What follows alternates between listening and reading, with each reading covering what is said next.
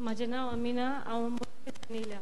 म्हज्या चेड्याक खूब पुयो येताल्यो हिंगासर, सगळ्याक खूब डॉक्टरांक दाखयले पूण कांय जायना जालें. ब्रदराक सांगलें, ब्रदर म्हणलेलो कांय घेवं नाकाय, जातलें सारकें. आतां कांयच ना ताका पुयो, सगळ्यो क्लीन जाल्या.